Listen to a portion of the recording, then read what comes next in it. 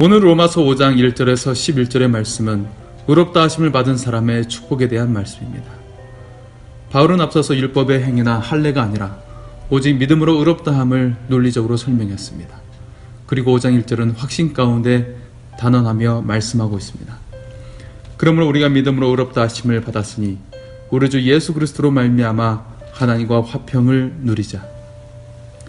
바울은 우리가 믿음으로 의롭다 하심을 받았다고 확신하며 말합니다. 그리고 이처럼 믿음으로 의롭다 하심을 받은 사람의 특징에 대해 말합니다. 곧 하나님과 화평을 누리는 자가 되는 것입니다. 여기에서 화평이란 단순히 분쟁이 없는 상태가 아니라 서로 원수되었던 것에서 관계가 회복되어진 것을 뜻합니다. 즉 하나님과 인간이 죄로 인해 원수되었던 상태가 청산되고 이제 완전히 새로운 교제를 나누는 관계로 회복된 영적 평화를 가리킵니다. 예수님을 믿고 평안하십니까? 세상을 살면서 미래에 대한 불안함이 사람에게는 있습니다. 사랑하는 가족, 자녀들에 대한 걱정이 사람에게는 있습니다. 우리는 하나님께 완전히 거하여 모든 염려, 걱정, 근심, 불안을 하나님께 맡겨야 합니다. 그리고 삶에서 충실히 살고 하나님을 찬양하고 기뻐하는 예배의 삶을 살아야 합니다. 따라서 우리는 하나님과 완전히 하나를 이루며 삶의 모든 것을 맡김으로 하나님 안에서 평강을 누리는 삶을 살아야 할 것입니다. 그런데 그리스도인들이 이처럼 평강의 삶을 살지 못하고 아직도 염려, 걱정, 근심, 불안 가운데 살고 있는 것은 하나님과 전적으로 화평하지 못해서입니다. 아직도 전적으로 하나님을 신뢰하지 못하고 맡기지 못하고 완전한 그리스도인이 되는 삶을 살지 못해서입니다. 하나님과 원수되었던 의심과 죄악의 자리에서 떠나 하나님을 전적으로 믿고 맡기는 완전한 믿음의 삶이 되어지기를 원합니다. 아직도 하나님께 자신의 생각, 염려, 불안, 과거의 쓴뿌리로부터 완전히 내려놓지 못하고 치유되지 않았다면 이제 하나님께 자신의 모든 것을 열어드리고 자기 고집과 생각, 과거의 쓴뿌리가 고쳐지고 치유되어 하나님 안에서 완전한 새로운 존재로 거듭나기를 원합니다. 하나님께서 우리를 만지시고 고치시어 우리를 새롭게 하여 주실 것입니다. 이처럼 우리가 믿음으로 의롭다함을 얻어 하나님과 화평을 누리는 삶을 살게 될 것입니다. 그리고 이절에 우리가 믿음으로 서 있는 이 은혜에 들어감을 얻었고 하나님의 영광을 바라고 즐거워한다는 것입니다. 사실 우리는 죄 가운데 거했던 연약한 존재였지만 예수님의 고귀한 희생과 영광스러운 부활로 말미암아 우리도 그 은혜에 들어가고 영광을 얻게 된 것입니다.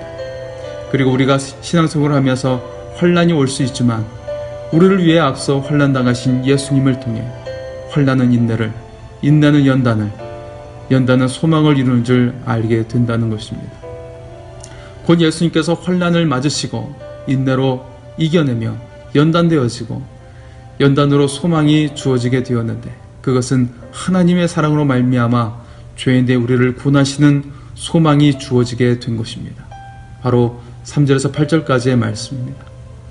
오늘 우리는 우리를 향하신 하나님의 사랑을 다시 확인할 수 있습니다. 여러분을 위해 당장 죽을 수 있는 사람이 누구입니까?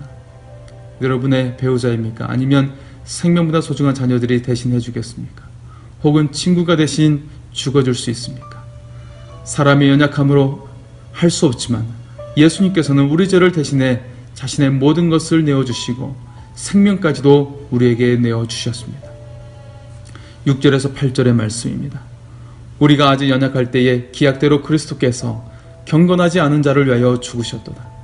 의인을 위하여 죽는 자가 쉽지 않고 선인을 위하여 용감히 죽는 자가 혹있거니와 우리가 아직 죄인 되었을 때 그리스도께서 우리를 위하여 죽으심으로 하나님께서 우리에 대한 자기의 사랑을 확증하셨느니라.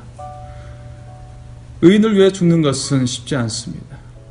선한 사람을 위해 죽는 것도 쉽지 않습니다. 그러나 우리가 아직 죄인 되었을 때 그리스도께서 우리를 위하여 죽으심으로 하나님께서 우리에 대한 자기의 사랑을 확증하셨습니다. 죄인을 위해 누군가 대신 죽겠다고 할 사람은 거의 없습니다.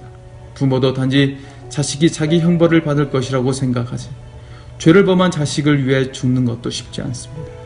그런데 하물며 하나님이신 예수님께서 우리를 위해 죽으셨다는 것입니다.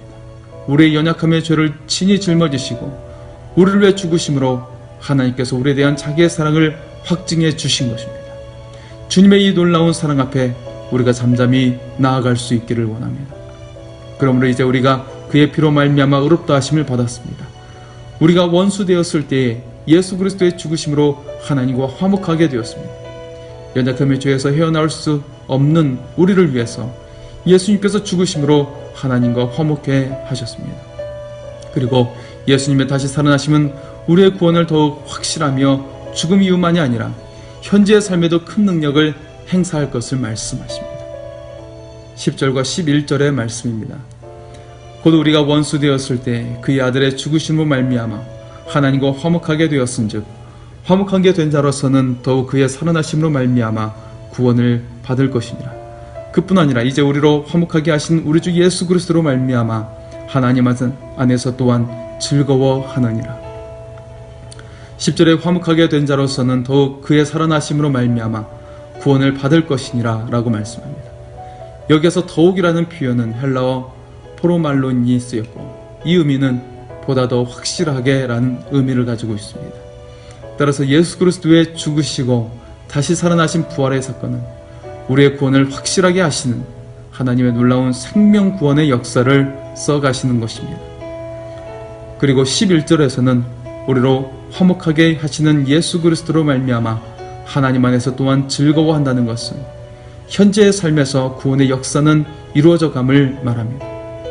현재의 삶에 좋은 일만 있는 것은 아닙니다. 힘든 일, 아픈 일, 괴로운 일이 있을 수 있습니다. 그러나 영생의 비밀을 알고 우리가 예수님의 피로 산 보배롭고 존귀한 존재임을 알게 능히 이길 수 있는 것입니다. 그리고 인생의 모든 고통과 어려움도 이길 수 있는 능력이 주어진 것입니다. 우리는 믿음으로 의롭다 여김을 받고 구원을 얻었습니다. 이 구원은 우리를 향하신 하나님의 사랑으로 말미암아 죄인된 우리를 위해 대신 죽으신 예수님에 의해 주어졌습니다. 그리고 하나님과 원수되었던 우리를 예수님의 보혈로 화목해 하셨습니다.